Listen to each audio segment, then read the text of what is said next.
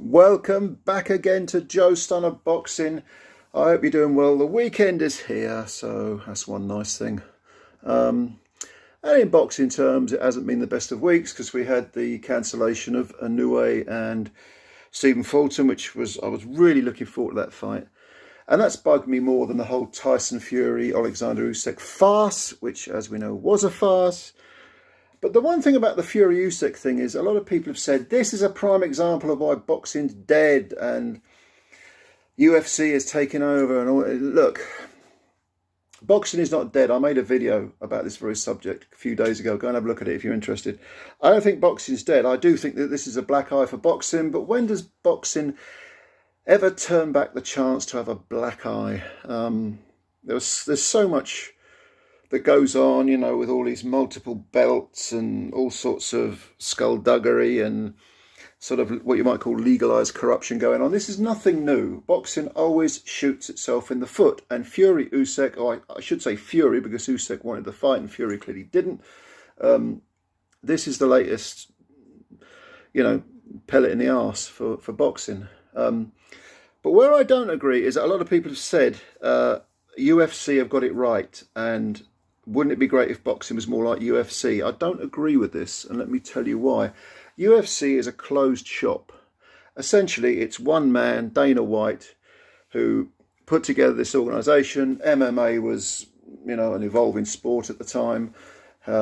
He's turned it into $1 billion, almost like a little, well, not so little, but a cottage industry, a very big cottage industry, where the UFC bouts are all sold out, but ultimately the control, the power is with the...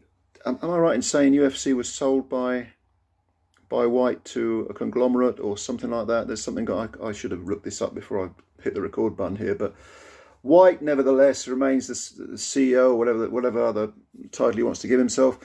And the power is concentrated with the people that own UFC. The fighters are paid relatively little in comparison to the enormous amounts of money that's made by that concentrated few people at the top of the tree.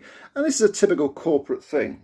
You keep wages down low, people are living on the breadline, the masses, earn the money, but see, they get a few crumbs off the banquet table and that's their lot. And this is how UFC works. Now, I don't believe that type of model should exist in combat sports or in corporations or in life in general.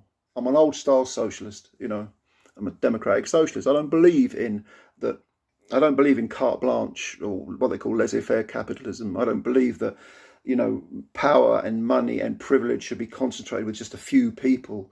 I believe that there should be a democratically elected body, which oversees and legislates and regulates any industry, including combat sports. Now, we don't have that in boxing. We have several different ruling bodies. Well, we have more than several. WBC, WBA, IBF, IBO, Ring Magazine belts, but you name them, throw them all in there.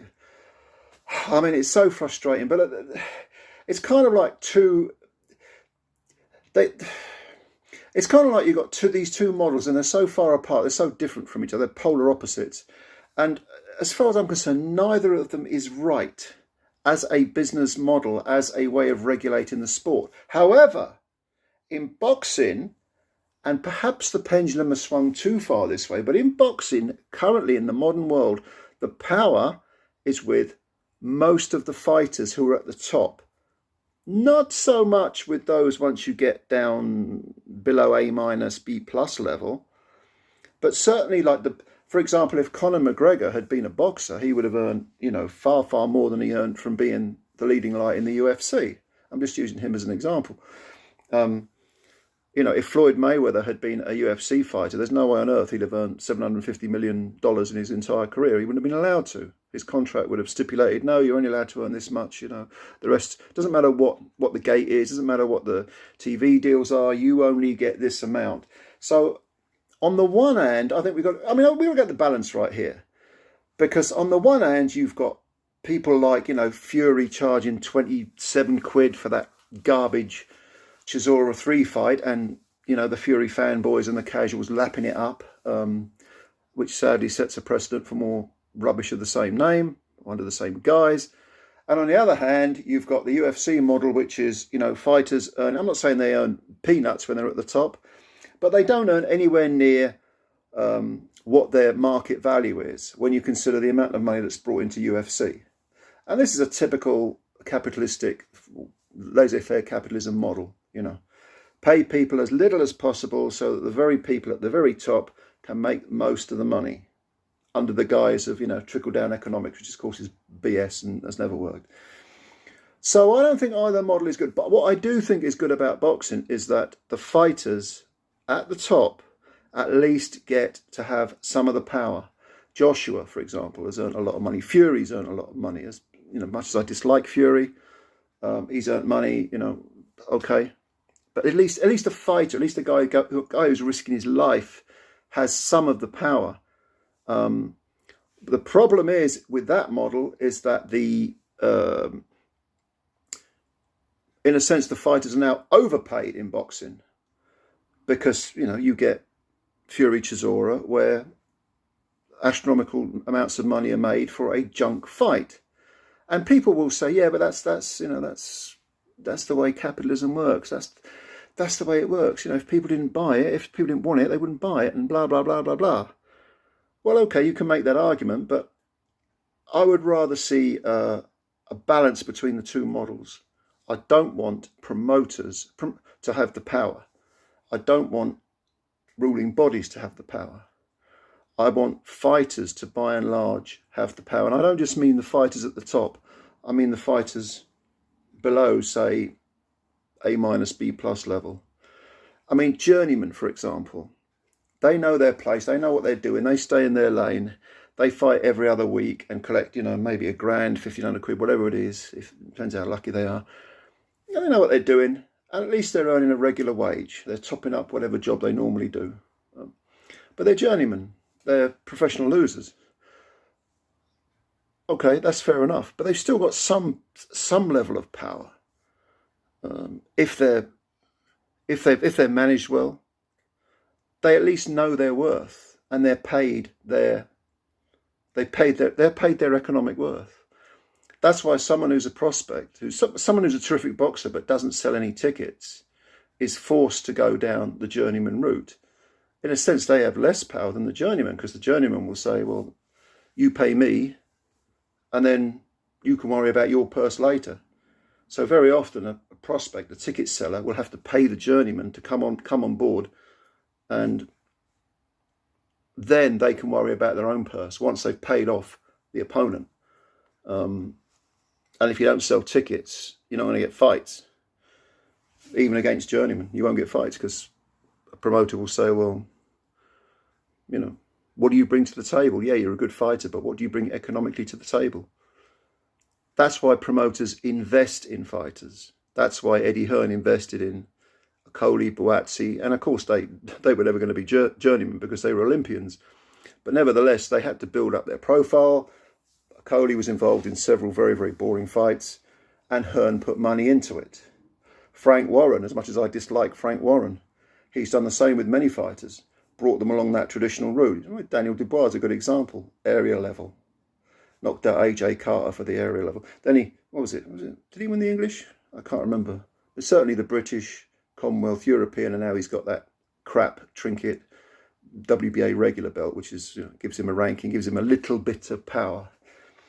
So I'm not convinced that I'm not convinced that the idea of keeping everything in-house under one umbrella, under one name, is a good way to go. It's kind of like, you've got the UFC, which rules everything. I know there's Bellator and others, but UFC is kind of king. It's kind of like if you had the WBC controlling everything, or the IBF controlling everything, and none of the fighters had any power. I don't agree with that. I think the power there has to be a correct balance between fighters, promoters, and ruling bodies. And obviously the TV executives come into it as well. They invest a lot of money. So, I don't know. All of this occurred to me. What's the answer to all this? I don't actually have the answer. Not a comprehensive answer anyway. I do think fighters are overpaid at the top. And I think probably you can argue that certain other fighters are underpaid. I do believe that promoters don't do their job anymore. I think they leave it to social media. The idea of a promoter is to promote. You have a fight coming up, you have a fighter, so you promote them. And again, I don't like Frank Warren, but he was good at doing this. I used the Dubois example. Billy Joe Saunders, he did it with him. Going back to the 90s, early 90s, he was doing it with lots of fighters, bringing them through, you know, getting them properly schooled and then bringing them into world title fights. But I much prefer that type of model rather than the UFC thing, where there are no options. If you want to fight the very best MMA fighters, you go to UFC and you take the deal that is put in front of you. There's no negotiation goes on. Maybe a little bit, but not much. So I don't know. What's the answer? What do you think? Give me your opinion here, because I'm kind of shooting the breeze here. But you tell me what you think about how can boxing avoid. I mean, it's never going to fully avoid things like the Tyson Fury debacle, but how can it avoid a regular repetition of this type of, you know, almighty cock up? What can it do to avoid that? What is the balance between fighter power, promoters, ruling bodies, TV executives? How do we get everyone together? I mean, it's a difficult question to answer, but it's something that I've been thinking about a lot lately. Leave your comments below. I don't have any great answers, certainly no comprehensive ones. But if you got any, just leave me your comments, and I like to read them. And yeah, you know, thank you very much for listening. I've rambled a bit, but forgive me. Leave your comments. I want to hear what you think. I want to hear what you think. Like the video if you liked it. Subscribe to the channel if you're new. And yeah, have a think. Tell me what you think. Meanwhile, bye for now.